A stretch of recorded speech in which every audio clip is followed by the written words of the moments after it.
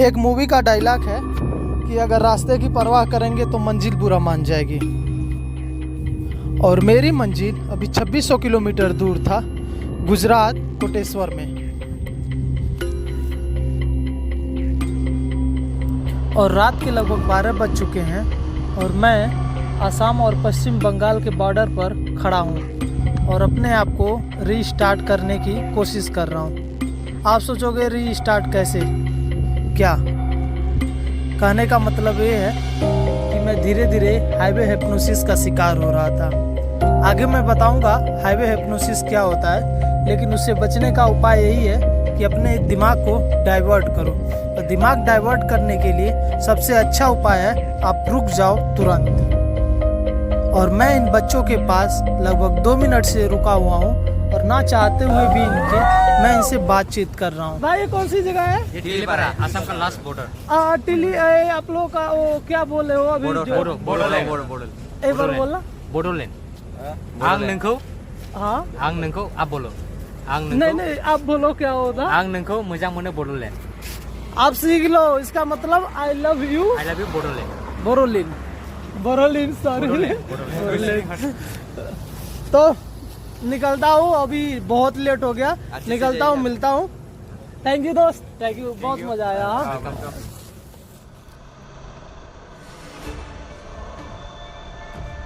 लगभग 5 मिनट यहाँ पर रुकने के बाद इन लोगों से काफ़ी अच्छी दोस्ती हो जाती है और फिर इन लोगों के साथ कुछ बातचीत करके मैं निकल जाता हूँ आगे की तरफ।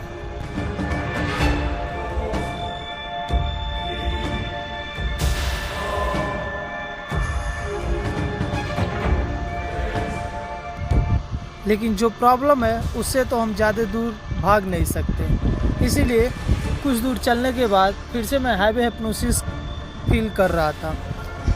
इससे बचने का मेन उपाय अब यही था, कॉफ़ी का वो डोज लूँ जो मैं घर से बना कर आया था और जो बहुत ही ज़्यादा स्ट्रॉन्ग था, जिसके लिए मैं इस ढाबे पर रुका और यहाँ पर मैंने वो कॉफ़ी लिया जो मैं तकरीबन 1 हफ्ता पहले से इसी दिन के लिए बना के रखा था। मैं बताऊँ ये नॉर्मल कॉफ़ी नहीं है, इस कॉफ़ी में कैफीन की मात्रा इतना ज़्यादा है कि लगभग 4 से 5 घंटे के लिए नींद बहुत दूर कर देगा। और वहीं पर मिले हमारे गांव के आसपास के कुछ लोग। इन लोगों से बातचीत हुआ। बातचीत होने के बाद अपन निकल पड़ा सिलीगुड़ी की तरफ। मैं हमेशा से वो बंदा रहा हूँ जो अपने रिकॉर्ड के लेकर बहुत ही ज़्यादा स्वार्थी रहा हूँ। मैं सब कुछ गवा सकता हूँ अपने रिकॉर्ड के लिए, मैं किसी भी स्तर तक जा सकता हूँ इस अपने रिकॉर्ड के लिए। मैं बहुत ही ज़्यादा सेल्फिश हो जाता हूँ अपने रिकॉर्ड के लिए, अपने काम के लिए। मैं शायद कभी भी रिज़ल्ट की परवाह नहीं करता कि क्या होगा, लेकिन मेरा रिकॉर्ड होना चाहिए, जो मैं कर रहा हूँ वो पूरा होना चाहिए।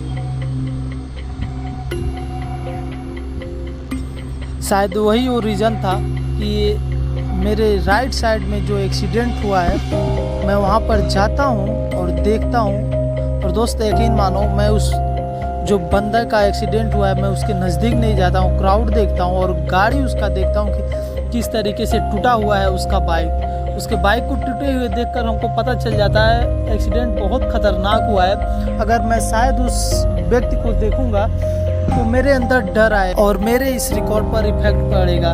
इसीलिए मैं बिना कुछ उस व्यक्ति की मदद किए गाड़ी को वापस घुमाता हूँ और निकल जाता हूँ आगे की तरफ। सुबह के लगभग 5 बज गए हैं और धीरे धीरे मेरा दिमाग भारी हो रहा है। यस दोस्त, दिमाग भारी, आँख भारी नहीं। मेरी आँख हमेशा खुली रही है और अब तक भी ऐसा नहीं हुआ है कि चलते हुए गाड़ी में मैं सो गया हूँ, कुछ भी नहीं। हिप्नोसिस फील हुआ है, सब कुछ हुआ है, लेकिन कभी नींद नहीं आई है अभी तक। तो दोस्त मैं फाइनली नॉर्थ ईस्ट पार करके अब आ गया हूँ बिहार के अंदर। अब तक कुछ भी प्लान के अकॉर्डिंग नहीं चला है, मतलब प्लान तो मैंने कुछ और बनाया था और हुआ कुछ और है। सबसे बड़ी राहत की सांस ये है कि सिलीगुड़ी से गोरखपुर का मैंने रास्ता देखा था और हमको ये पता था यहाँ से गोरखपुर तक का रास्ता बहुत ही अच्छा है। और गोरखपुर से आगरा तक बहुत ही अच्छा रोड है। लाइक लखनऊ आगरा एक्सप्रेसवे का तो पूछिए ना। तो हमको तो पता चल गया था आगरा तक, अब यहाँ से लगभग जो 1200 किलोमीटर की डिस्टेंस है इसको मैं बहुत फास्ट कवर कर लूँगा, क्योंकि ये पूरे दिन में ड्राइव करना है और रोड काफ़ी अच्छा है, स्पेशली लखनऊ आगरा एक्सप्रेसवे। तो यहाँ पर टेंशन वाली कोई बात नहीं थी और यहाँ मेरे पास मौका था टाइम को पूरा कवर करने का, जितना भी लेट हुआ है उस सारे टाइम को कवर करने का।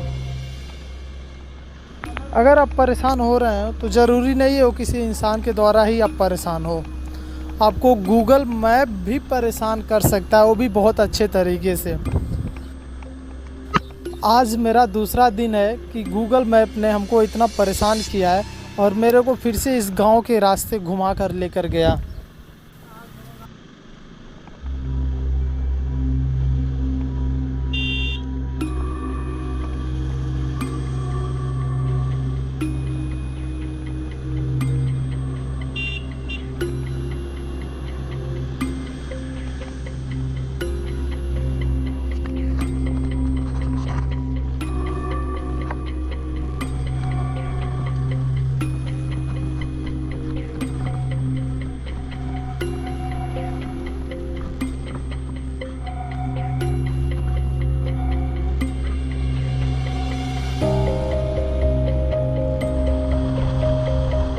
और इस तरीके से मैं लगभग पहुंच गया गोरखपुर के पास। India east to west non stop bike driving में अभी मैं गोरखपुर पहुंच आया हूं, लगभग 1 बज रहे हैं। मेरे दाहिने तरफ गोरखपुर शहर है और बाएं तरफ यहाँ से 20 किलोमीटर दूर लगभग घर है मेरा।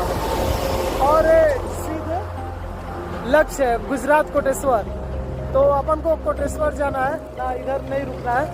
तो बने रहो और देखते रहो और मिलते रहो दोस्त। वैसे आज दूसरा दिन चल रहा है। Bye bye. और यहाँ से 20 किलोमीटर आगे मेरे पापा और मेरा छोटा भाई और उनके दोस्त इंतज़ार कर रहे थे मेरे पहुँचने का, और मैं उन लोगों के पास पहुँचा और अपने इस ड्रीम बाइक बजाज डोमिनार पर अपने पापा को बिठाया। मैं सच्ची बताऊँ, मैं बहुत ही ज़्यादा इस टाइम में खुश था कि इस बाइक पे पापा भी बैठे हैं, जिस बाइक से मैं रिकॉर्ड बना रहा हूँ। पापा से मिलके मैं निकल गया आगे की तरफ और मैं पहुँच गया लखनऊ आगरा एक्सप्रेसवे पर। लखनऊ आगरा एक्सप्रेसवे का एक नियम है कि यहाँ पर अब शाम 5 बजे के बाद किसी भी बाइक वाले को अलाउ नहीं करते हैं एंट्री के लिए। लखनऊ आगरा एक्सप्रेसवे। अब यहाँ से जुड़ी एक मैं नियम बता देता हूँ जो बहुत कम लोगों को पता होगा और मेरे को अब आज जाके पता चला है। नियम ये है कि यहाँ पर बाइक शाम 5 बजे के बाद अलाउ नहीं है। मेरे को बहुत चीज़ें बतानी पड़ी कि ऐसे ऐसे रिकॉर्ड करने जा रहा हूँ, तब जाके मेरा अलाउ हुआ है। तो ये नियम है, जान लो, शाम 5 बजे के बाद आगरा एक्सप्रेसवे पर बाइक अलाउ नहीं होगा। फिर जैसे तैसे हमको एंट्री मिली और फिर मैं निकल गया गुजरात कोटेश्वर की तरफ। आगे की कहानी और भी ज़बरदस्त है क्योंकि मैं पूरी तरीके से हाईवे हिप्नोसिस की चपेट में आ गया हूँ। आपको दूसरे दिन की जर्नी कैसी लगी कमेंट करके ज़रूर बताना। थैंक यू वेरी मच दोस्तों, बाय बाय।